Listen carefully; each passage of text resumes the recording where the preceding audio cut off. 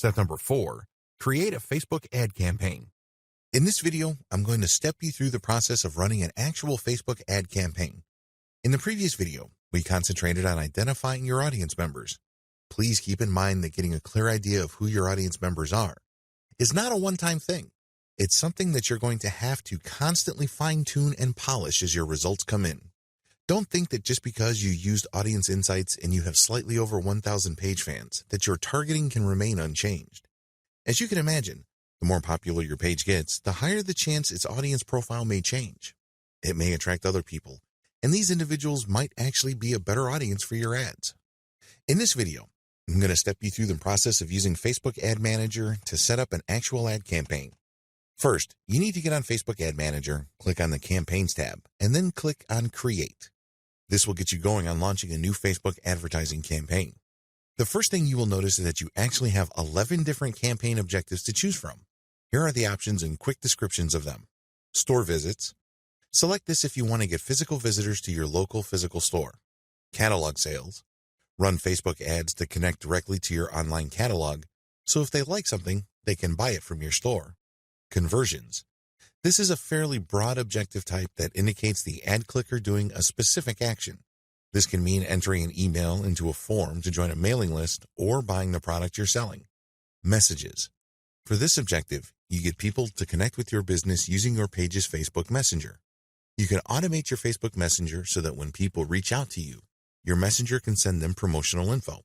Depending on how they respond to the promotional info, Facebook Messenger can then send a follow-up. Lead generation. These ads try to get people to sign up for your mailing list, which then plugs them into a sales funnel. Once people get on your mailing list, you basically start sending them information to eventually try to get them to convert. Video views. People click on your ads and they see a video. The goal is to get as many people to view your video content as possible. App installation. When people click on the ad, they're given the opportunity to download and install your app. Engagement. This is an objective that basically just shows your content to a very wide audience so people can engage with your content like liking the posts, liking your page, or seeing a promotional offer and taking action on it. Traffic. This ad campaign seeks to drive clicks to your target website. Reach. This is purely an ad for exposure. The key is to get as many eyeballs as possible within your target audience. Brand awareness. If you're launching a new brand, this aims to just show your ad to a lot of people who may not be in your existing range of audiences. Or maybe you have an existing audience, but you have a new product or a new brand. Your brand is venturing into the same market as your existing audience. Or it could be the other way around. Pick the campaign objective that most tightly fits the outcome you're looking for the particular ad you will be using. Please understand that it's not always a tight fit. If you're trying to use video to get people to engage with your brand, your best bet would probably be to select video view instead of brand awareness. Once you have selected the objective, go to near the bottom of the page and select if you want to do an A/B split test. A/B split test is very important because you can run 2 ads at once and Facebook will alternate exposures for those 2 ads. Obviously, you're looking to see which of the ad gets the most clicks or most results. This is a great way of testing different ad designs. Also, you can select budget optimization. Using these 2 features, you can run different ad sets and see which of your ads perform best on Facebook using your target audience parameters. The great thing about this is you don't spend a lot of money. It has a budget optimization feature. You then look at the final numbers and then pour the bulk of your budget on the ad that actually works the best. Of course, that ad has to meet your minimum ROI or return on investment objective. If you have selected the engagement objective, you can choose whether to focus on event responses, page likes, or post engagement.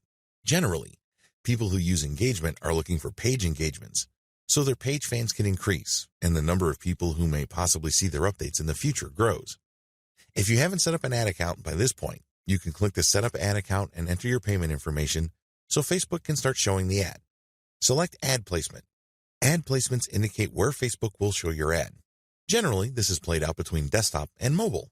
The ad placements will feature the right column of the desktop newsfeed itself or the mobile newsfeed.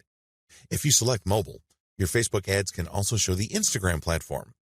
When people use the Instagram app, your ad can appear. Also, Facebook runs an advertising network called the Audience Network. These are mobile apps and websites that run Facebook's ads.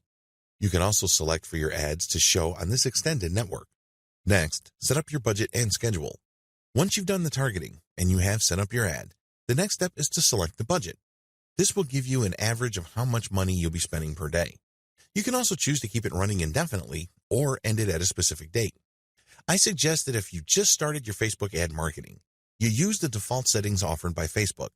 Facebook will then run your ad continuously. I recommend this so you can monitor your ad and optimize in real time. You can always stop or pause the campaign and run another campaign. If you want to maximize your control over the process, you can set up beginning and end dates for your Facebook ad campaign. Pay for your campaign. There are different ways to pay for your campaign. You can pay by PayPal or credit card. Please keep in mind that you will be paying for ad performance based on the type of campaign you're running. You can run a cost per click or CTC campaign. In this situation, you will only get charged by Facebook if people click on your ad. Exposure campaigns. Alternatively, you can run a CPM campaign. Facebook will charge you a certain amount of money for every 1,000 times your ad shows up. Please understand that impression campaigns can show the same ad to the same person more than once. It is not unusual for one person to keep seeing the same ad over and over. Keep in mind that depending on the time frame involved, that person might be getting counted more than once. So although you're paying for 1,000 impressions, this doesn't mean that 1,000 different people have seen your ads. It may well turn out to be a very small group of people who are repeatedly exposed to your ad. You can always change Facebook's recommended price per 1,000 impressions. Please understand that this is your bid, and if you're bidding too low of a price, Facebook can stop displaying your ads because other advertisers are paying a higher price for the same spot. When do you get billed? Even though you selected a continuous payment system, Facebook will charge you depending on your selection. You can set up a threshold. Once your billable charges reach a certain threshold, then the charge will be reflected on your credit card or your PayPal account. If not, Facebook will just charge you at the end of the month. So whatever amount of bills you've racked up, Facebook will charge against your card on file or against your PayPal account. Check Advanced Budget Settings. Once you're familiar with Facebook, you can also try the Advanced Budget Settings to customize bidding and optimize your budget. Once you're satisfied with all the settings above, choose Ad Creative. This will start the process where you actually create your ad.